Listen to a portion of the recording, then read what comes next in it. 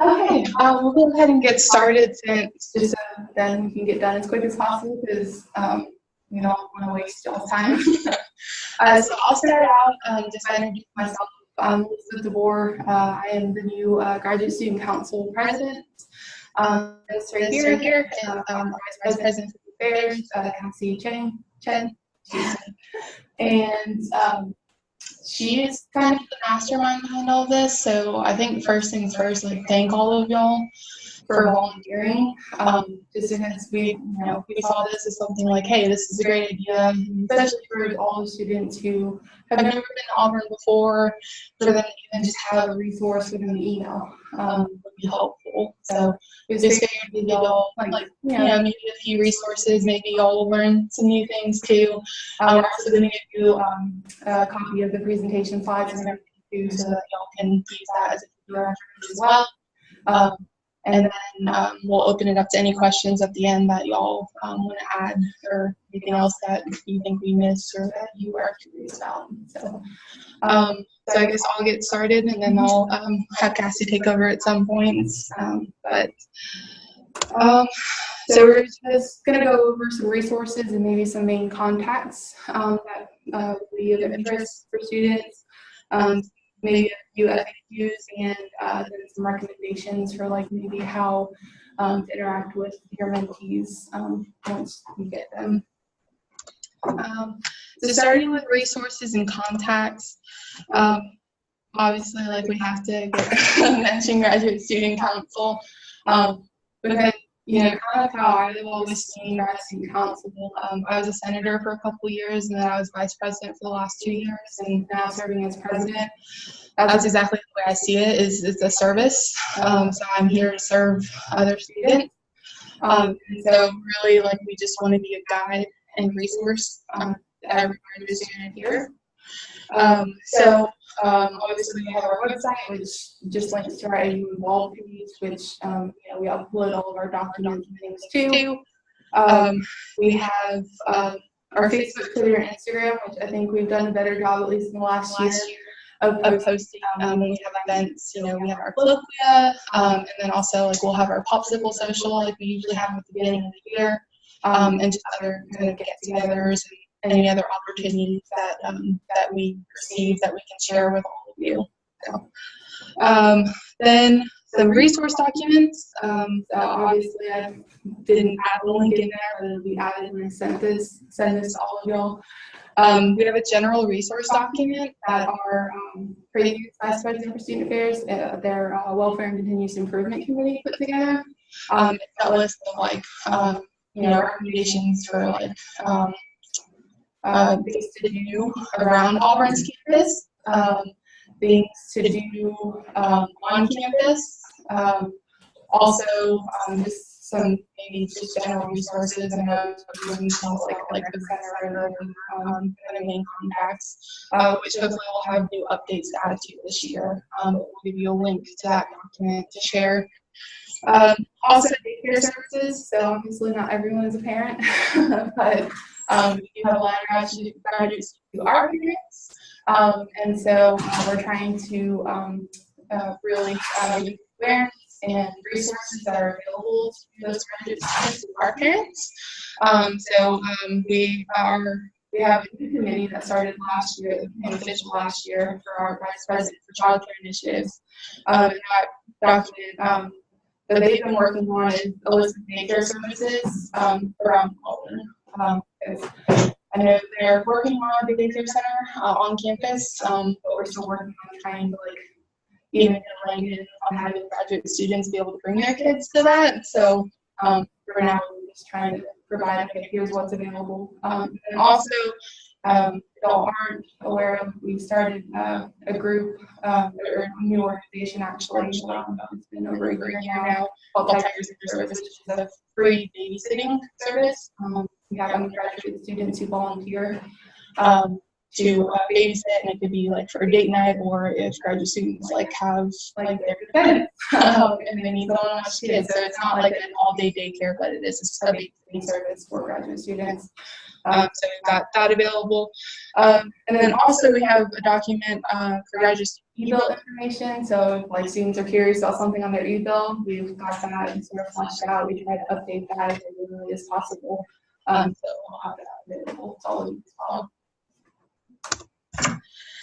Beyond our student council, I forgot to remove that from the top title.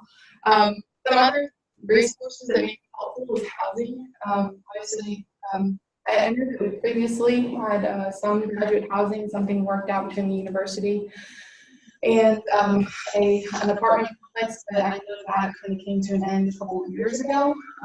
And so we don't have anything official worked out, but there are some really cool resources. I actually used the off-campus housing to find a roommate like this last year, which was really cool. So like looking for roommates even for like the following year, it allows you to like create a profile and all that. So that's a great resource that Auburn has. And also there's a local Facebook group that's for like self-rent housing, looking for roommates and things. So I figured that's something that would be helpful, especially if y'all are mentees. Names and contacts to send an email out to them just to get started. Some of them aren't here yet, so that would be something that they're asking about is how do I find a roommate or how do I find housing, that sort of thing. So that's something more in the direction of. Transportation is a big one, obviously, but we have our regular Tiger Transit on campus, and also obviously around campus. This link specifically is the shopping shuttle, which I think they've got a total of 4 locations. They go to Auburn Mall, they go to Walmart, they go to the Asian Market, and then there's one other place, Tiger Town. Yeah. So that'll be really important for those who don't have transportation when they first get here to use. Also, there's the food pantry. So this is really great, because food insecurity is a huge thing, like across the country, for students in general. Definitely is not leaving our graduate students in that mind. The website, the link that I have here, they haven't updated. I think it's just because they maybe are updating it for the fall semester, so they don't have anything on it right now. But the link that I have for the word food pantry, that just gives them a little bit of information. Like, they don't ask you questions. You just, I think, have to have your Tiger card in order to get it. They give out like non-perishable foods and things. And so it's something, especially if, students are having a hard time, and like grad school is no different in that mindset. So. Another big thing, and this is probably what's going to take up the rest of the resources that we talk about, is our graduate school orientation page. So this is brand new. When y'all went to orientation, you either went and sat and listened to a bunch of people talk to you or talk at you. I know I was one of those people that was talking at students in the last couple of years. And so it's like throwing a whole bunch of information all at once, and so it's hard to really remember everything. They tried something in the spring where they did a video presentation and then did a panel. Students got to campus in the spring, and again, students didn't really see the use of having after the video. So what the graduate school did is they looked and they saw what other schools are doing. They're like, oh, other schools have canvas paper just sides with all this information. So have an orientation page. So students don't have to sit through that, however long orientation that they used to. But we still do the beginning of the year student picnic and stuff. So students still get food, which is good. So I think that's what we'll kind of start going into. We'll go over a couple of them, especially for when students are first starting out. We got general information here, so each of them will take you to a new page, but you always have the option to go back to the orientation page. So we have things, housing, so things before arrival. They've got a list of different apartment complexes near campus, but that's not all inclusive, obviously, as well as some of the rental fees. So that's another thing to add to the other housing resources I already shared. Transportation, they mentioned the Tiger Transit, and then also about parking on campus, as well as bicycles, which you have to register as well. Also, student insurance, which is a big thing for graduate students. So information about, okay, like completing all-in form if you already have coverage. If you're a domestic student, you can do that through your AU access. And all that, and then also information for international students as well. So that's before they arrive, just things that they should probably work on. And then after arrival, there's advisor student interactions. That's something that's really coming. That's something coming from Graduate Student Council, actually. Student organizations, obviously Graduate Student Council, BGPSA, International Student Organization, and there's a couple others that I'll mention later on as well in our FAQs. And also for professional development, just a list of the resources that are available. And once again, just kind of a house for all variety of things that may come up for students. I'll go ahead and briefly show you, go back to the orientation page.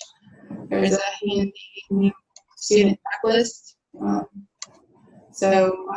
You know, you need to go to graduate school before you arrive, after you arrive, and during your first semester, sort of things that you make sure you're doing, so you can keep on track for graduation.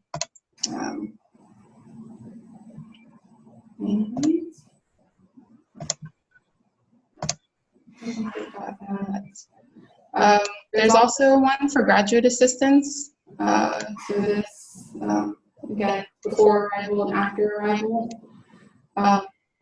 Forms that you may have to fill out. And also, obviously, if any teaching assistants, you probably have gone through the GTA orientation that they have. So, again, that's mentioned here.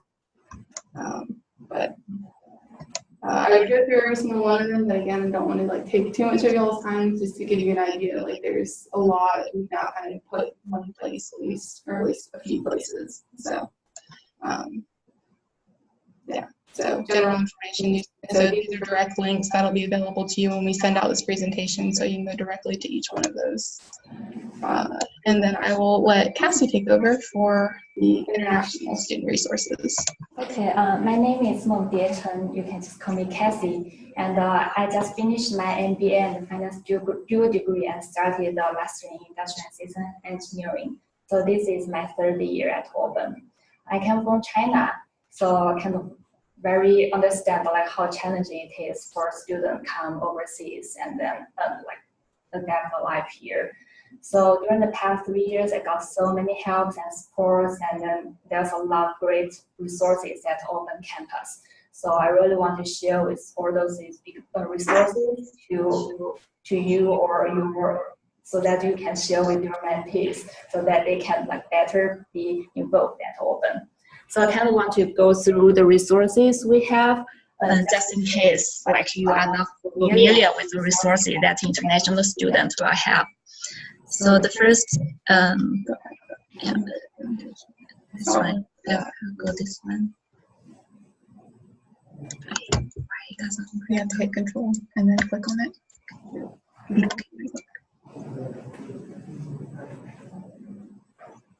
Okay, so for international students, before they come here, like we have the airport shuttle service. Like this year, like I'm super excited that we provide a temporary housing program. It's only costs like $20 a day.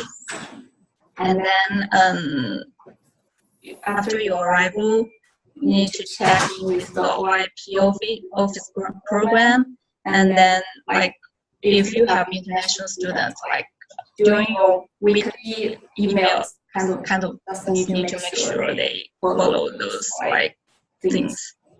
And then the campus resources, let's go to the setting page. So when they just came here, I know it's like really challenging. It's hard for international students to find a like place to live before the school starts or before their apartments let them to settle in. So we have like temporary housing. They can kind of like look for information, so like local hotel here or like the host program here. And then for the long-term housing, so this is something like they will really need your suggestions, like which the location is best for them to choose. And then the transportation, they have the shuttle, and then they can also choose like the taxi or join some international organizations. They also have some service to provide the shuttle service. And then Cassie, if you want to, there's a table in the campus resources that shows a listing of all the different international. Yes, I'll show that later. Yeah. So this is the second one. So this is under planning your trip. Pick a goal and then continue. Okay. I've already go through this one. I'll go to the other one. Yeah. So this is campus resource. So the necessary steps for international students instead like besides checking, and they also need to finish the medication things. Why is that?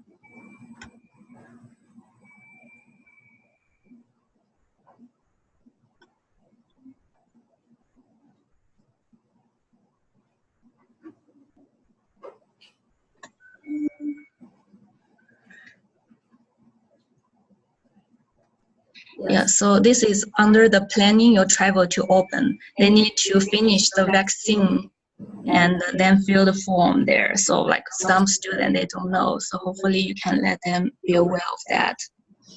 And then I'll show you the campus resource here.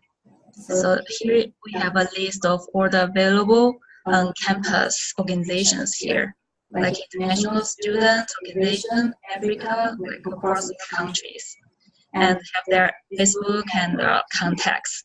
So if they are from like certain countries, you can kind of refer them to this page and get connect with their group very quickly. And yeah. And I'll show you another really cool program. It's the cross-cultural program. And we have Laura Fuller here, and she is the cross-cultural program coordinator.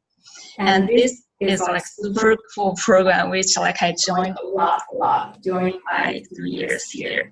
The first is Interconnect. This is connect students through email. And they will have some events like to organize hiking or fishing or like hunting for international students that they need to sign up really quick because the number is limited. And then the house-to-house program, this is also comes through the email. And then you can get a chance to celebrate for the festivals like Thanksgiving, like Easter days with domestic the local families. And then the international wife group. So I know some students, they come here with their like wife, but like if their wife didn't get a chance to study here, then they feel lonely. But the international wife group is like a really like warm group. They meet weekly. Have some friends join this program, and they told me like they are too busy to join all the events. Like they're like super happy for the events there. And then they have the group for visiting scholars and postdocs, and the AU Family Friends and the International Buddy Program. Those are like two programs. Like I met my like lifelong friend here. The AU Family Friends is like match you with a local family. You got to like you don't have to they don't have any obligations to help you financially or provide housing, those kind of things. It's just you talk with each other, meet each other, and share the cultures when you both are available. And I have friends 3 years ago, we're still close to each other. It's we are family. And then the international buddy programs are will match you with a student here. So it's either or undergraduate or graduate students, and then you will those will be the young peers, and you can kind of share happy sorrow, and play, have fun together. And both of those two programs, All in Family Friends and the Buddy Program, are programs that we really encourage our domestic graduate students to check out and sign up. If you have a family and you're interested in maybe hosting an international grad student, or sign up to be, we always have grad students that sign up to have a buddy, and it's really popular with undergraduate students. So we really would like to have, that peer, it's just, you have more in common with a fellow grad student than you do an undergrad student. So, so those are things that you might want to think about yourself, and also encourage if your mentee is from the U.S. and not international. Those are two programs that they might want to get involved in themselves. So yeah, so the feeling you assign to a friend is kind of different to than you meet a friend. It's you are more really you feel kind of your destiny to be a buddy. So it's really good to keep the relationships. And then the graduate experience class. So I took this class 3 years ago before I came here, and the doctor told there's a word from the professor made me very impressive and kind of changed my life. Is I hope when you come here, you are not only focused on study. Go around, look around, and then go traveling and know more about cultures here. That's kind of really important experience for you to study abroad.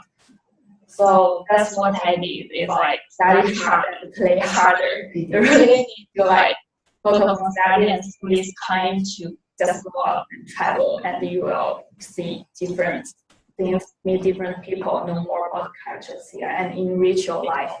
So when you graduate, when you get home, you look back for your experience, you can think about what you did, not only your study, your good GPAs, you have a lot of fancy memories.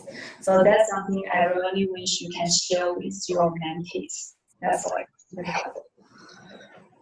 So this is class that will teach you how to initiate conversations with students or domestic people here.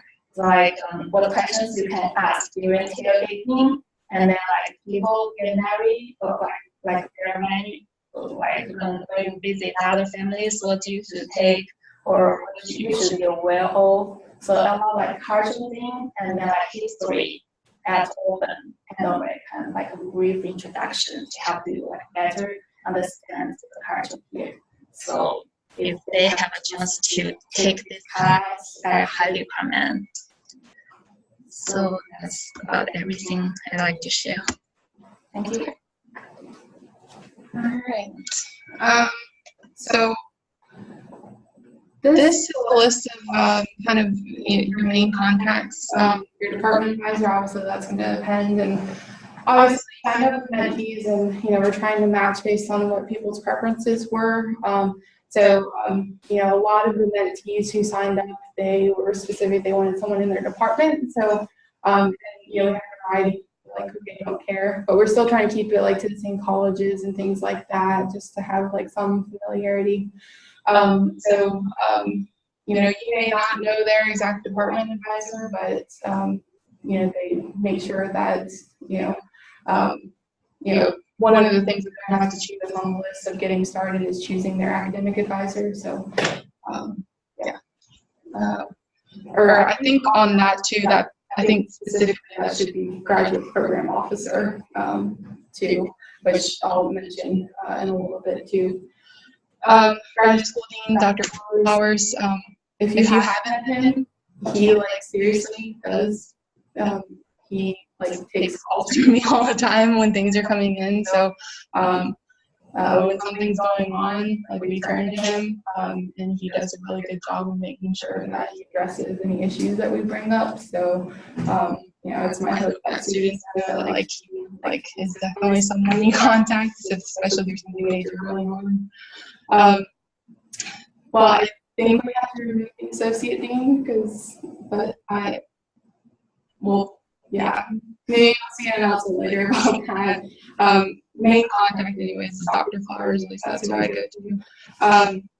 Director for Professional Development, Dale Watson, he's the one who's like in charge of improvement of thesis. Also, he teaches like the professional development course. I forget what number that is. But he's a great resource. Someone to contact once, you know, like they're going to look, like if they do, like if they're considering doing like an internship or something like that, or if they're looking for a job or if they're preparing to graduate and things, he's a great resource.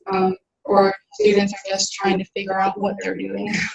And I took this class last year, and it's for both graduate, master's students and graduate and PhD students. So if I'm a student, you can kind of like, if you are not really interested in like a proposal or like dissertation thing, you can skip, like you can skip some of those kind of class.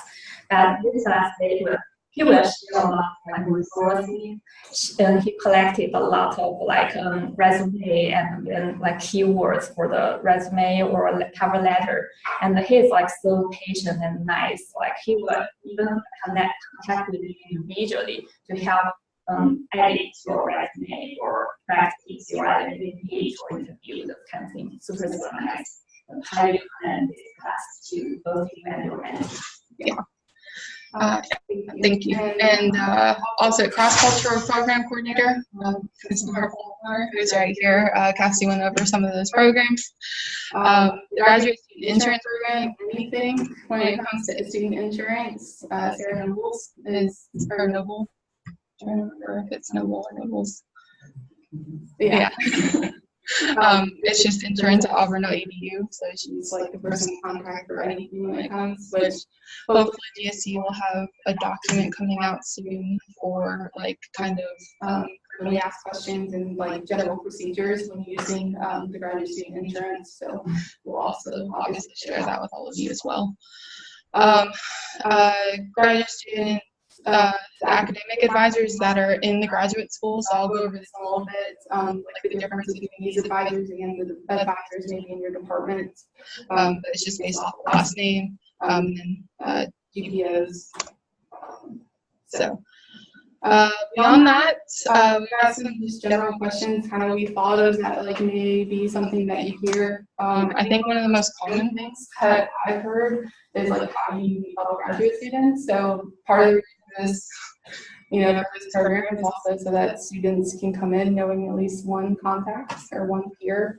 Obviously, like they can get involved in the organizations. So GSC, like we have 2 senators from every department that has a graduate program, or we try to keep that up to date as much as possible. And then there's the Black Graduate Professional Student Association. They have a lot of events throughout the semester, so those are kind of campus-wide.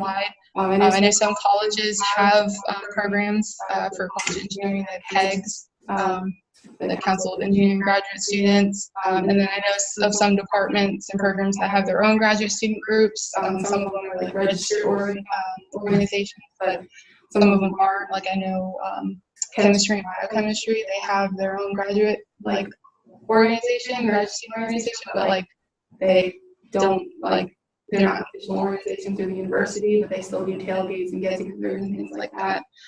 So we know that there's a variety, which again you may explore. You can ask your DPO, or you can tell your friends to ask their DPO if they're not in your department.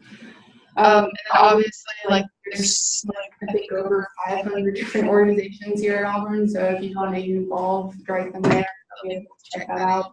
So you can interest them. And then obviously, as Cassie and Laura mentioned, the cross-cultural programs, there's a lot of those available that both mentors and mentees can join. So who's the GPO? So this is like actually commonly asked if you haven't heard of your GPO, it's the graduate program officer. It should be in graduate GPO, but I know some of them kind of in certain departments. So this is like graduate faculty member who is serves as like the advisor for all graduate students. They're kind of supposed to be the go-to person. Like if you're trying to navigate something, like maybe they can help advise you trying to choose an academic advisor. I know that you guys can kind of serve different roles in different departments, but they should be kind of like an overall contact beyond your academic advisor for your master's or PhD program. The difference between department academic advisors and graduate school advisors. So, I kind of think of the advisors. I'm actually in electrical engineering in here, so I think of the advisor that's upstairs. Like she mostly seems to work with undergraduate students, but at the end of the day, like the advisors that are in the departments are a lot more familiar with the coursework and things. So other than asking a GPO, then like students can go to the academic advisors in the department if they're trying to figure out, okay, here's a requirement we have for my grade, what classes can I take, that sort of thing. Whereas your graduate school advisors, like they are people you contact, like, all your academic advisor can, or in your department, the academic advisor can like change how many hours you have for research and thesis, so can your graduate school advisor. Also, if you have to like withdraw from class, there's someone that you can contact. And again, because we're on the contact list by your last name, so there's 3 of them. So they're kind of like, some of the bigger things, like when you're dealing with any like student record information, anything that you have questions about that like have to do with your enrollment and things, I kind of go to my graduate school advisor on that end. Also, just really quickly, Laura actually took kind of a survey from from international students, right? We have like the 5 common, like what a could have been working in Auburn. So I think she's going to share those just to kind of give you an idea of maybe some things you may get from students. Yeah, some of the questions or the resources we talked about already touches on some of these, but we just did an informal survey this past year. I was new this past year, so I just wanted to get an idea from our new international students what they wish they knew. And it may be the same for domestic students that come as graduate students for the first time, what they wish they knew about Auburn in general, or the university before they got here. Not necessarily that it would have changed their decision, but they just would have been more informed. So this may be something you can help your mentees to know about. The first one, we kind of just divided it, the answers into some general categories, and we had about 5 categories of responses we got. The first one was that they had known about the limited public transit here in Auburn, and that it could behoove them to for international students to get a driver's license, because there's a process now. Most of our domestic students have a driver's license, but they may not have a car. And so, to get back and forth from where you live to school is pretty much covered by Tiger Transit. But some of those other exploring areas, like Cassie was talking about, or going to the grocery store and that kind of thing, can be a little more challenging if you don't have a car. So that was one thing, and that's the case for a lot of U.S. smaller areas in the U.S. The second one, we talked a little bit about what we wish they'd known more about the healthcare system and how health insurance works here. Obviously, in the U.S., it's hard for most of us to figure out how it works, but just some tips and directing people to Sarah to answer questions about Auburn students' insurance and how that works can be a great resource. The third one is they wish they'd known a little bit more about the culture here in the South, and how to be able to find friends and start a conversation. So Cassie already mentioned that our course, which is actually going to be more like a series this year, so people can come and go to the topics that they're more interested in, and we'll have that advertised through email and a newsletter. But that's a great resource. But, you know, if you have an international student, or if you are an international student with mentees, you might want to share a little bit about what you've learned in that regard. And then the last one, they wish they had known more about the regulations for working as an international student, the Social Security system, and job opportunities on campus. I believe that most international students can only be employed on campus. It's a requirement of their status. But that may also be something to consider for students from the U.S. as well. If you have any resources that they want to try to find a job on campus, or if their program allows, if they want to try to find a job somewhere locally, that could be a question that comes up. So there's just a little more possible questions that maybe they don't know that it's a question. So that could be a way that you could help to give them some info. And to kind of like summarize a little bit about those, like something I wish should I know, it's like if they ask you, what should I do now at home? And then you just tell them learn driving skills, which is like super important here. Yeah. And then or maybe you have a job, but what does it make you get a driver's license? You know, those kind of things. Which I believe International Student Services has some information about the driver's license for international students. So yeah, and then also they need to be really cautious about getting the job, like especially getting the out of campus job here. So some of the students, they can work in the restaurant, but this is a really dangerous thing. It's really hurt their immigration status. So it's better to warn them to do that. If they want to work out of campus, they need to have their OPT or CPT through the international program, or they need to talk with their international program advisors. So those are two important things I want to take. Yeah, and again, we're providing all of this to you, Especially I think for domestic students, we don't know all exactly the needs for international students, and like we're not, again, expecting you to remember everything, but, you know, we're providing these resources, kind of giving you an idea of what to expect. And, you know, also giving you links to things, you know, because, again, this presentation will get sent to you as well, to all, to everyone. But again, you're just going to, again, reinforce, help point them in the right direction. So you're not expected to have every single answer, but if it's something that's like very much directed to an international student, and you're like, okay, I have no idea where to point this, just tell them, hey, you should talk to your international student advisor. So it's very much about that, and just kind of giving them, you know, direction to point to, because it can be overwhelming. I think, you know, I did my undergrad here, so I've kind of established for a while. So I kind of, you know, there's a lot that I've kind of learned over time, but like, you know, a lot of the domestic students that I've, you know, met who undergrad somewhere else, you know, they come here and it's still very much a learning curve because they're not used to how things are in Auburn.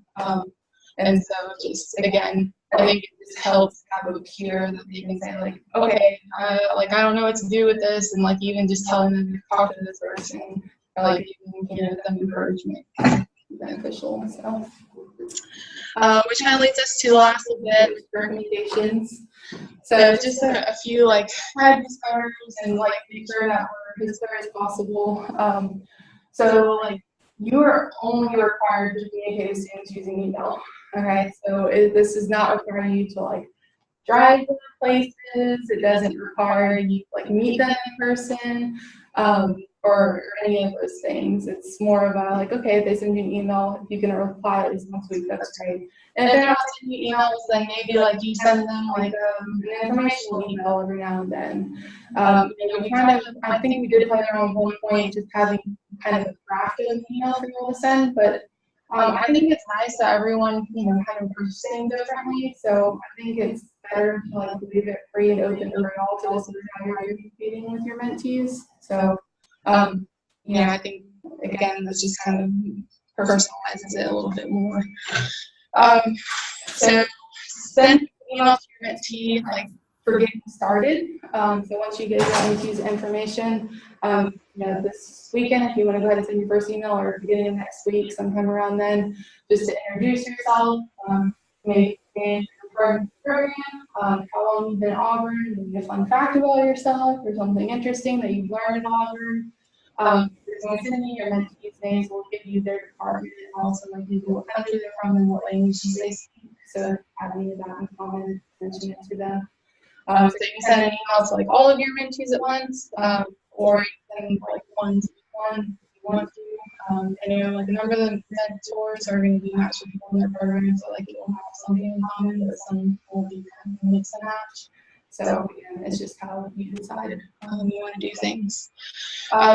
You're not required, again, but if you want to, if you're better at communicating, like, you know, text message, if you want to create like a group meeting, then all of your mentees group meet together, so then you don't have to necessarily have your phone number or anything like that.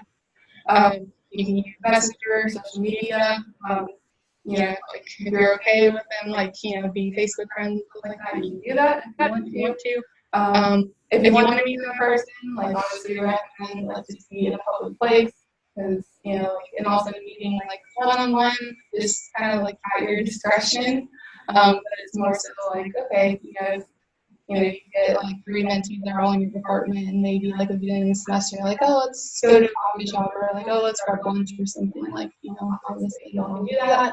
Again, not required to, it's just kind of things that you can do if you want to.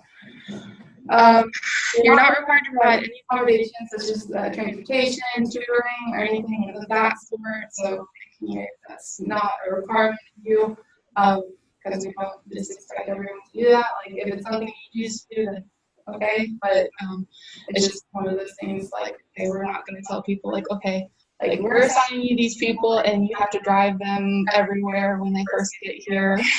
And all that, because it would kind of limit what some people are even capable of doing.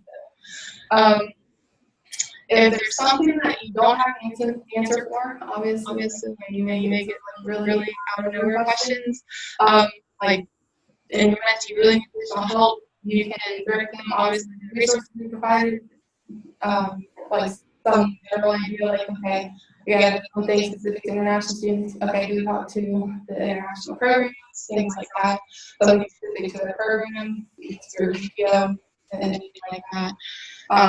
If you really need to, you're like really stumped on something, obviously, like you have my email, since I've been, you know, sending emails, you have Cassie's email as well, so like you can contact us. But we'll also, that actually kind of leads into the evaluation, so we'll send out an evaluation form. This is just be like a short survey for you to just kind of give us an idea of, okay, what do you all like about the program, maybe recommendations for things that we can change. We'll send out at the end of August, and then we'll send out at the end of the semester as well. Just so we can get an idea, so then we can build a program, because we want to make this something that lasts and something that we can continue doing, something we can offer to new students. So, and we're really excited because we had 150 new students sign up, and we have about 50 graduate students doing that course. So, that's awesome. Again, like, we couldn't do it without all of y'all, so we greatly appreciate it. And yeah, so that's all we have. I know kept it under 45 minutes, so are there any like additional questions anyone has? Can you tell me more about the temporary accommodation? The temporary accommodations? Yeah. You'll need to check that. Yeah, you can. Okay. So this year, we, in partnership with the University Housing Department, we decided to have a pilot program for 20 new international students to be able to have temporary on-campus housing so that they can submit a request. Currently, we are at a wait list now. So we've got, I think everybody that has been confirmed by transfer. So some of those may have found, maybe they've already found an apartment and they don't need the accommodations anymore, so then they'll start moving down. So on the orientation page, she's pulling up, if you go to the graduate school, there's a couple of, like, it's actually on the main graduate school page, you go down, it says sign up for accommodation. But the only requirement is that it's somebody who's a brand new international student. So yeah, they can go, and we encourage them, even though we do have a wait list, to go ahead and sign up, because they're making space available, and also I have some resources to where they may not be on campus, but maybe in the community there's some resources that we can try to get them connected in some way. So. But there's a couple of places, but right there where she's got under temporary housing, that this program, there's a link. And that directly, it gives you information, and they can submit a request online. And I get those in the people system. So, yeah. So it takes you to this page, and then you can go through. So we're really hoping that if this goes well this year, that housing department will be willing to continue it and maybe expand it. So, because I know. There, any other questions? Yes, sir. So on elementary college, like some semester, like you want to continue that uniform like for just to make sure that they're. Yeah, I mean, if you all like hit it off and just become friends, and by all means, we just kind of sit back and like, okay, you know, we figure this semester, you know, during the first semester, you'll have someone constantly contact, or even that they can easily contact. That would be good. But yeah, if it goes beyond that, like y'all become friends, and like, yeah, y'all communicate how you like. So your commitment is only for that first semester. Sometimes, you know, your mentee may, you know, settle in really well, and it's kind of like you have the freedom to continue a friendship, but you don't have to go beyond that semester commitment. So, you know, would be great if, it'd be great if you do it often and continue. Yeah, and you mentioned the international money program. I think that's kind of what kind of sparked our conversation on this. And we were like, okay, well, how can we take that and develop it? And, you know, like obviously we have a great program, and they don't limit theirs to undergrads. Like obviously that's something like, you know, we'd like to see expanded for graduate students as well. It's not like we need to restart that. So we kind of saw this as like, okay, this is something that's like, because graduate students are busy, like we got a lot going on.